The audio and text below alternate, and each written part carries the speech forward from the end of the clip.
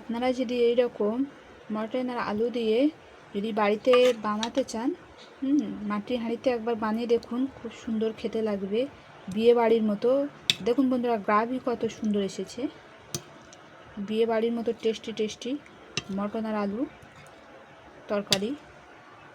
আসসালামু আলাইকুম বন্ধুরা, আলেকজান রান্নাঘরে ভিলেজ ফুডে আপনাদের স্বাগতম জানিয়ে আজ আবারও চলে এসেছি একটি নতুন রেসিপি নিয়ে। নতুন রেসিপিটা প্রথম থেকে শেষ পর্যন্ত ক্লিক না করে আপনারা দেখতে থাকুন, এবং যদি চ্যানেলে নতুন হয়ে থাকেন সাবস্ক্রাইব করে পাশে থাকবেন। দেখুন বন্ধুরা, নতুন রান্নাটি আমি আজকে কি করছি। এখানে আমি 500 গ্রাম মটন নিয়েছি, এটাকে আমি জাল দিয়ে নিয়েছি। এটাকে এখন আমি এখানে দিয়ে দেবো। আজকে কিন্তু সব মশলা বাটা হবে, কোনোটা গোটা মশলা হবে না, সব বাটা মশলা হবে। আর এখানে আমি নিয়েছি 250 গ্রাম আলু।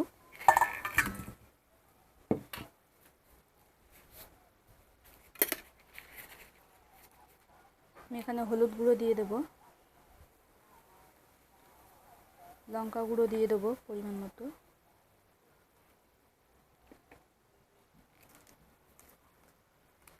দোকানের 5 টাকার মশলা এতে দিয়ে দেবেন।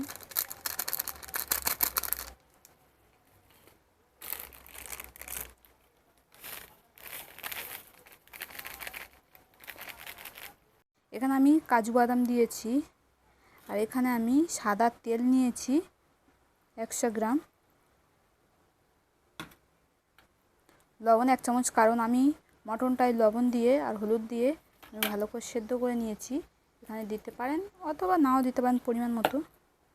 আর এখানে আমি পেস্ট করে রেখেছিলাম কাজু বাদাম, পেঁয়াজ বাটা, সেটাকে আমি এখন দিয়ে দেব।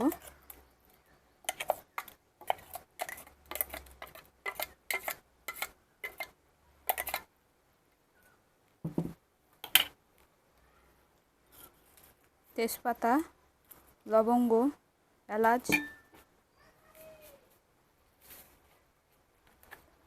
লঙ্কা বেড়েছিলাম, লঙ্কা দিয়েছি, ধনে গুঁড়ো, জিরে গুঁড়ো,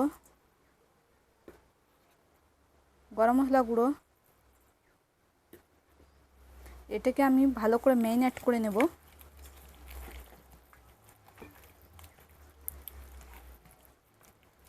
হাত দিয়ে ম্যারিনেট করাটা মজা আলাদা, হাত দিয়ে ভালো করে ম্যারিনেট করে নেবেন।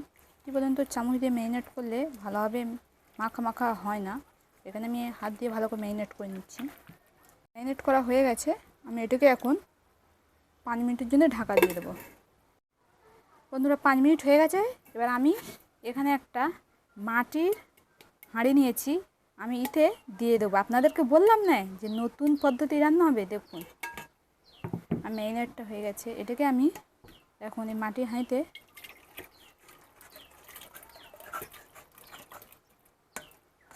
এই মশলাটা মেন যেটা বসে আছে, মশলাটা ভালো করে দিয়ে দেবেন আপনারা। মানে হয়ে গেছে, এবার আমি এটাকে ঢাকনা দিয়ে ভালো করে এঁটে দেব। এবার এতে আমি এখানে আটা রেখেছিলাম গুলে, আমি এটাকে আটা দিয়ে ভালো করে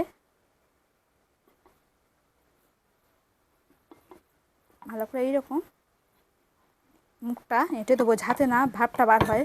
ভাপটা বার হলে স্বাদটা কম হবে। ওইখানে ভালো করে আমি এইরকম এঁটে নেবো। আপনারাও পারলে বাড়িতে এইরকম এঁটে নেবেন। ভালো করে মুখটা এঁটে দিয়েছি আটা দিয়ে।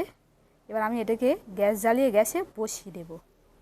আমি গ্যাস জ্বালিয়ে বসিয়ে দিয়েছি। আমি 20 থেকে 30 মিনিট পরে আপনাদের সঙ্গে দেখা হচ্ছে। আধ ঘন্টা পরে আমি চলে এসেছি। গ্যাস বন্ধ করে এটাকে আমি 5 মিনিটের জন্য দমে দেবো। 5 মিনিট পরে আমি আপনাদেরকে খুলে দেখাবো। 5 মিনিট পর আমি চলে এসেছি। কি গরম!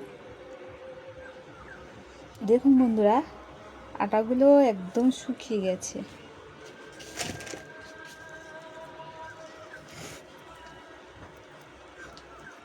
কত সুন্দর একটা কালার এসেছে। দেখুন কত সুন্দর একটা কালার এসেছে।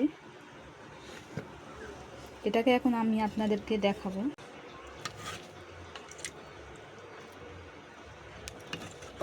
কত সুন্দর একটা কালার দেখুন।